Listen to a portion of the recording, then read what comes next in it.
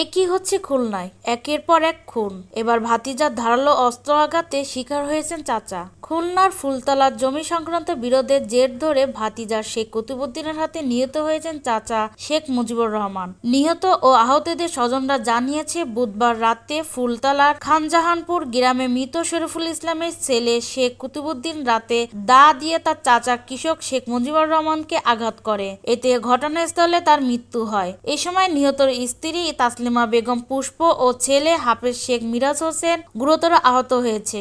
এই ঘটনার পর হামলাকারী দ্রুত পালিয়ে যায়। মানে জমি জমা সংক্রান্ত ব্যাপারে গ্যাঞ্জাম করে ভাস্তা চাচারি কুপাইছে আর তাদেরকে ঠেকাইতে যে আর কি দুজন আহত হয়েছে। মামা তো ডেট জায়গায় আর এদের দুজন নিয়ে আসছে এখানে। এখন মূলত কি ঘটছে এটা তো আমরা তো কেউ এখন বলতে পারবো না।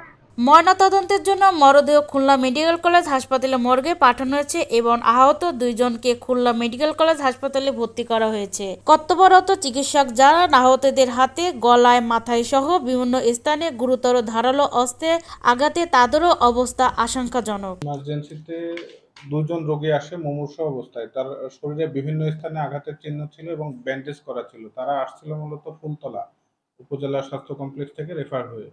তো এখানে আমি যখন একটা পুরুষ রোগী পাইছি, নাম হচ্ছে মিরাজুল, আর আরেকটা রোগী ছিল পুষ্প নামে মহিলা রোগী।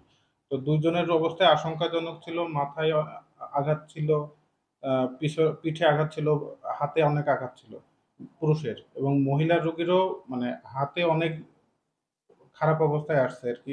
বিভিন্ন জায়গায় হাতের অর্ধেক মানে কাটা, ব্যান্ডেজ করা ছিল। পরবর্তীতে আমরা ভর্তি দিয়েছি। ওখান থেকে আমরা যতটুকু জানতে পারছি বিভিন্ন জায়গায় ইনজুরি আছে এবং এগুলো আসলে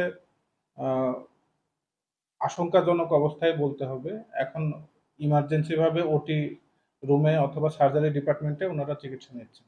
অন্যদিকে শেখ কুতুবুদ্দিনকে আটক করতে না পারলেও আসামিকে ধরতে পুলিশের অভিযান অব্যাহত আছে।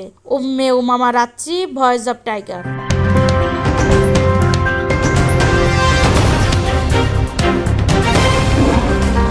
Voice of Tiger.